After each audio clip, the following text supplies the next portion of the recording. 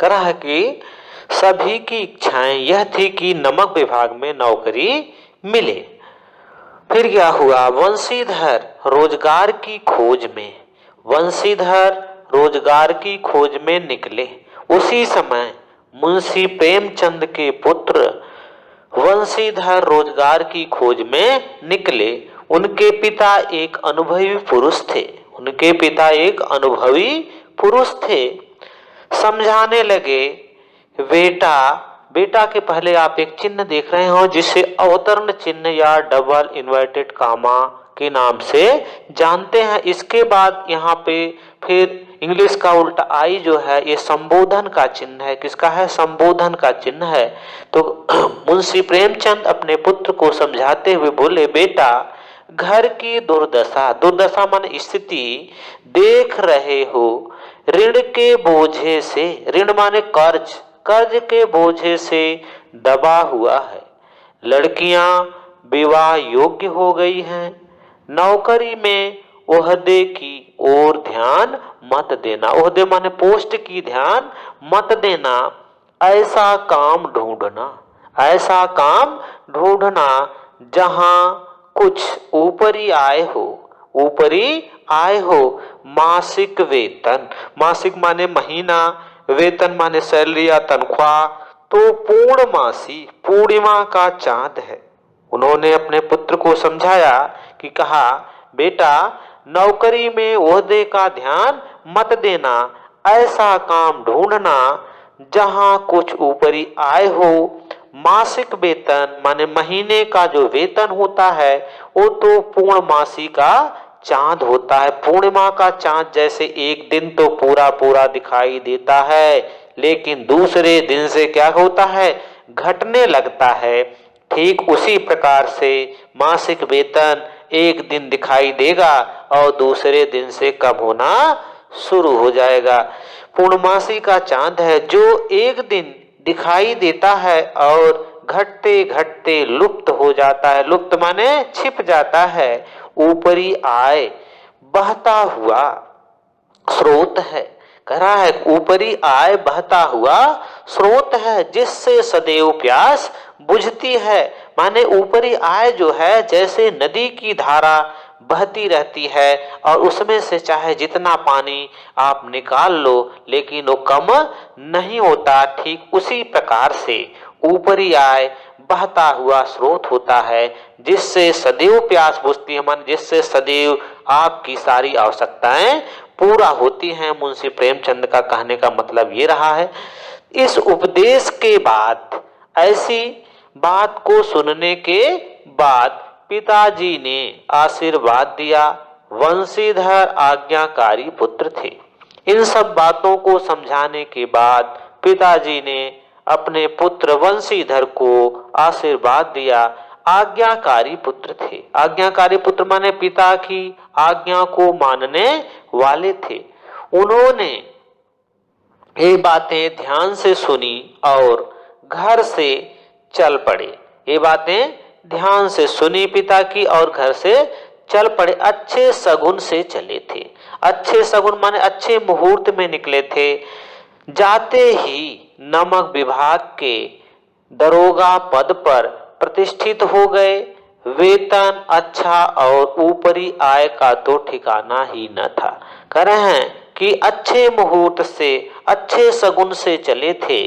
जाते ही नमक विभाग में दरोगा के पद पर उनकी नौकरी लग गई, प्रतिष्ठित हो गए और उसमें वेतन माने सैलरी, तनख्वाह अच्छी और ऊपरी आय का तो कोई ठिकाना ही न था। वृद्ध मुंशी जी को सुख संवाद मिला तो फूले न समाये। यहाँ पर वृद्ध मुंशी जी जब अपने पुत्र की इस सफलता का समाचार पाते हैं कि बेटा की नौकरी दरोगा के पद पे हो गई है और वो नमक विभाग में, सुख संवाद मिला तो फूले न समाये। फूले न समाये ये मुहावरा है, बहुत बार आता है। फूले न समाना इसका अर्थ होता है अत्यधिक खुश होना। इस समाचार को सुनकर के बूढ़े मुंशी जी अत्यधिक प्रसन्न हुए, खुश हुए। सर्दी के दिन थे, सर्दी के दिन थे और रात का समय था। सर्दी के दिन थे, रात का समय था। नमक के सिपाही चौकीदार सभी निद्रा में मस्त थे। कह रहा है कि सर्दी के दिन थे, माने जाड़े का समय था, ठंड ऋतु थी और रात का समय था। नमक के सिपाही, जो नमक विभाग की रक्षा करने वाले सिपाही थे, चौकीदार जो थे, सभी निद्रा में क्या थे, मस्त थे, सो रहे थे। मुंशी वंशीधर को यहाँ आए अभी 6 महीने से अधिक नहीं हुए थे। यहाँ पर मुंशी वंशीधर मात्र 6 महीने का समय हुआ था, यहाँ पे उनकी नियुक्ति हुई, उनकी पोस्टिंग हुई। लेकिन इस थोड़े से समय में ही उन्होंने अपने कार्य कुशलता और उत्तम आचार्य से, इतने थोड़े से ही समय में अपनी कार्य कुशलता माने उनके जो कार्य करने की पद्धति थी उससे और आचार्य से, अपने व्यवहार से अफसरों को मोहित कर लिया था। कह रहे हैं कि बंशीधर को यहाँ पर आए अभी 6 महीने ही हुए थे, लेकिन अपनी कार्य कुशलता और उत्तम आचार्य से, अपने उत्तम व्यवहार से अफसरों को मोहित कर लिया था। अफसर लोग उन पर बहुत विश्वास करने लगे थे। बड़े अधिकारी जो थे, इनके ऊपर बहुत विश्वास करने लगे थे। नमक के दफ्तर से 1 मील पूर्व की ओर, 1 मील में लगभग 1.5 किलोमीटर के आसपास दूरी होती है। कह रहा है कि दफ्तर में 1 मील पूर्व की ओर जमुना नदी बहती थी। उस पर नावों का माने लकड़ी का एक पुल बना हुआ था। नदी के ऊपर लकड़ी का एक पुल बना हुआ था। दरोगा जी किवाड़ बंद किए, मीठी नींद सो रहे थे। मीठी नींद माने हल्की नींद ले रहे थे, गहरी नींद में नहीं थे। अचानक एकाएक आंख खुली तो नदी के प्रवाह की जगह, जो नदी की धारा होती है उसकी क्या होती है, आवाज आती है। नदी के प्रवाह की जगह गाड़ियों की गड़गड़ाहट तथा मल्लाहों का कोलाहल सुनाई दिया। जहां पर रोज उन्हें नदी की धारा, नदी की प्रवाह की आवाज सुनाई देती थी, आज वहीं पर गाड़ियों की आवाज और नदी में नाव चलाने वाले मल्लाहों की कोलाहल सुनाई दिया। उठ बैठे, उठ करके बैठ गए। इतनी रात गए गाड़ियां नदी के पार क्यों जाती हैं? उन्होंने सोचने लगे कि इतनी रात बीतने के बाद गाड़ियां नदी के पार क्यों जाती हैं? अवश्य कुछ न कुछ गोलमाल है, अवश्य कुछ न कुछ इसमें धोखा है। उन्होंने तुरंत ही वर्दी पहनी, तमंचा जेब में रखा और बात ही बात में, माने बात ही बात में उसी क्षण घोड़ा बढ़ाया, माने अपने सवारी के लिए जो घोड़ा था उस पर सवार होकर उसको आगे बढ़ाया हुआ पुल पर आ पहुंचे। गाड़ियों की एक लंबी कतार माने लाइन पुल के पार जाती दिखी। गाड़ियों की एक लंबी लाइन पुल के पार जाती हुई दिखी। डांट कर पूछा, उन्होंने क्या किया, डांट कर पूछा, किसकी गाड़ियां हैं? कुछ देर तक सन्नाटा रहा। जब उन्होंने डांट कर पूछा, कुछ समय तक सन्नाटा रहा, कोई जवाब नहीं आया। आदमियों में कुछ कानाफूसी हुई। तब तागे वाले ने, तागे वाले माने घोड़े वाले ने कहा, पंडित अलोपीदीन की। किसकी है? पंडित अलोपीदीन की। दरोगा ने फिर पूछा, कौन पंडित अलोपीदीन? कौन पंडित अलोपीदीन? जो शब्द लिखा इसके पहले आप देख रहे हो, अवतरण चिन्ह जिसे कहा जाता है, आप लोग इंग्लिश में बोलते हैं डबल इन्वर्टेड कामा, तो दोनों तरफ से लगा हुआ, इसे अवतरण चिन्ह के नाम से जाना जाता है। कौन पंडित अलोपीदीन? तो व्यापारियों में से आवाज आती है, दातागंज के। कहाँ के? दातागंज के मुंशी वंशीधर चौक गए। पंडित अलोपीदीन इस इलाके के सबसे प्रतिष्ठित जमींदार थे। जब उन्होंने सुना दातागंज के, तो वंशीधर चौंक गए कि पंडित अलोपीदीन इस इलाके के माने इस क्षेत्र के सबसे प्रतिष्ठित जमींदार थे, लाखों रुपए का लेन देन करते थे। इधर छोटे से बड़े कौन ऐसे थे जो उनके ऋणी न हो। पंडित अलोपीदीन बहुत बड़े प्रतिष्ठित जमींदार थे और लाखों रुपए का लेन देन करते थे, और वहां उस क्षेत्र में उनको हर एक व्यक्ति चाहे छोटा हो चाहे बड़ा सब उन्हें जानते थे, जो उनके ऋणी न हो। और कोई ऐसा व्यक्ति नहीं था जो उनका ऋणी न हो। अंग्रेज अफसर इनके इलाके में माने इनके क्षेत्र में शिकार खेलने आते और उनके मेहमान होते। पंडित अलोपीदीन के यहाँ वे उनके रिश्तेदार होते, उनके मेहमान होते। मुंशी जी ने पूछा, गाड़ियां कहाँ जाएंगी? ये सब सुनने के बाद मुंशी वंशीधर ने व्यापारियों से पूछा कि गाड़ियां कहाँ जाएंगी। उत्तर मिला कानपुर। उत्तर मिला कानपुर। कानपुर जो शब्द लिखा हुआ है यहाँ देख रहे हैं, डबल इन्वर्टेड कॉमा या डबल अवतरण चिन्ह लगा हुआ है, लेकिन यह प्रश्न करते ही कि इनमें क्या है, सन्नाटा छा गया। जब वंशीधर ने पूछा कि गाड़ियां कहाँ जा रही हैं तो उत्तर मिला कानपुर, लेकिन जब पुनः उन्होंने यह प्रश्न किया कि इनमें क्या है तो सारे व्यापारियों में सन्नाटा छा गया। दरोगा साहब का संदेह अब बढ़ा। दरोगा मुंशी वंशीधर का जो संदेह था वो क्या हो गया, बढ़ गया। वे जोर से बोले, मैं पूछता हूं इनमें क्या लदा है। जोर से डांट करके पूछते हैं कि इसमें क्या लदा है। जवाब इस बार भी कोई उत्तर न मिला। जब इस बार भी कोई उत्तर न मिला तो उन्होंने घोड़े को एक गाड़ी से सटाकर बोरे को टटोला माने चेक किया। भ्रम दूर हो गया। यह नमक के ढेले थे। उसमें क्या थे? नमक के ढेले थे। इस पर क्वेश्चन भी बन जाएगा, गाड़ियों पर क्या लदा हुआ था? तो नमक के ढेले लदे हुए थे।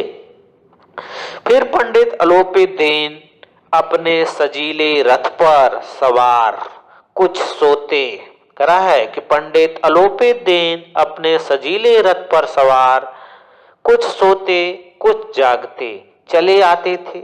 अचानक कई गाड़ी वालों ने घबराए हुए आकर जगाया और बोले, महाराज, दरोगा ने गाड़ियां रोक दी है और घाट पर खड़े आपको बुला रहे हैं। कह रहे हैं कितनी सब चीजें हो जाने के बाद कुछ व्यापारी भाग करके पंडित अलोपीदीन के पास पहुंच जाते हैं। पंडित अलोपीदीन अपने सजीले रथ पर सवार कुछ सोते कुछ जागते, कभी सो जाता है कभी थोड़ा बहुत जागता हुआ हल्की नींद लेता हुआ आ रहा है। एकाएक अचानक माने एकाएक कई गाड़ी वालों ने घबराए हुए आकर जगाया और बोले, महाराज, दरोगा ने गाड़ियां रोक दी है और घाट पर खड़े आपको बुला रहे हैं। पंडित अलोपीदीन का लक्ष्मी पर, धन पर, पंडित अलोपीदीन का लक्ष्मी जी पर अखंड विश्वास था। माने पूर्ण विश्वास था कि न्याय और नीति सब लक्ष्मी के ही खिलौने हैं। इन्हें वे जैसा चाहती हैं वैसा नचाती हैं। पंडित अलोपीदीन का पूर्ण विश्वास था कि न्याय और नीति जो है वो सब लक्ष्मी के खिलौने हैं और लक्ष्मी जैसा चाहती हैं वैसा ही वे उनको नचाती हैं। लक्ष्मी से ऊपर एक कोई नहीं है। लेटे ही लेटे गर्व से बोले, चलो हम आते हैं। क्योंकि पंडित अलोपीदीन को पूर्ण रूप से लक्ष्मी पर विश्वास था कि दरोगा को पैसे के बल पर हम खरीद लेंगे और गाड़ियां आगे चली आएंगी, इसलिए उनको किसी प्रकार की घबराहट न थी। चलो हम आते हैं, यह कहकर पंडित जी ने बड़ी निश्चिंता से पान के बीड़े, एकदम बेफिक्र होकर के पान के बीड़े माने पान को लगा करके खाए।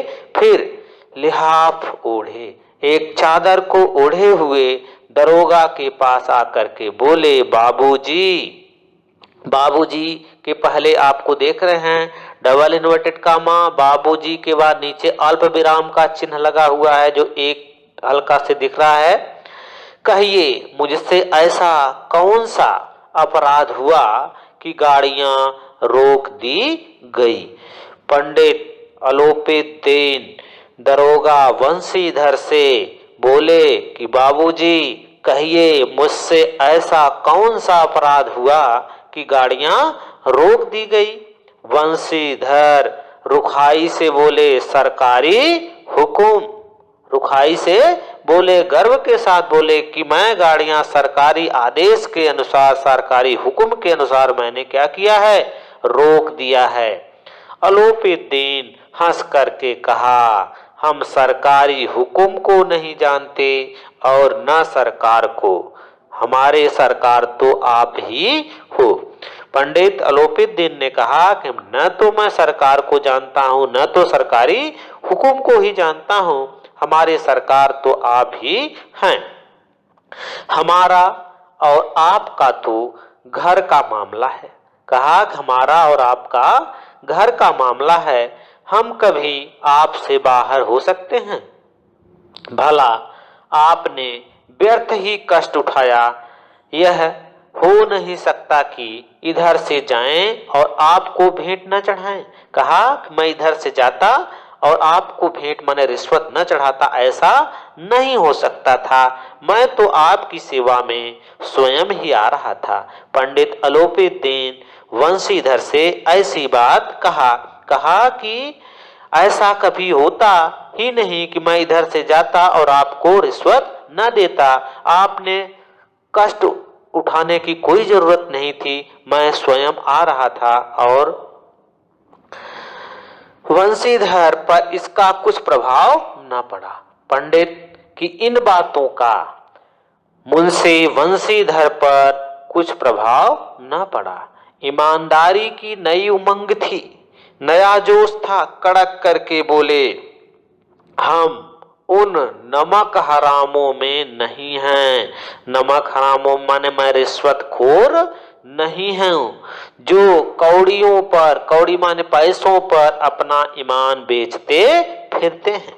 वंशीधर गर्व से कड़क करके पंडित अलोपीदीन से कहा कि हम उन नमक हरामों में से नहीं हैं जो कौड़ियों पर, पैसों पर अपने ईमान को बेचते फिरते हैं। इस समय हिरासत में हैं आप। कहा, आप इस समय हिरासत में हैं।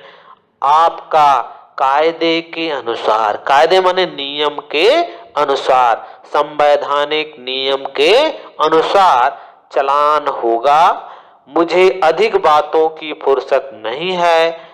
जमादार बदलू सिंह, तुम इन्हें हिरासत में ले लो, चलो मैं हुक्म देता हूं। वंशीधर ने जमादार बदलू सिंह को हुक्म दिया, आदेश दिया। हुक्म माने आदेश दिया, तुम इनको क्या करो, हिरासत में ले लो।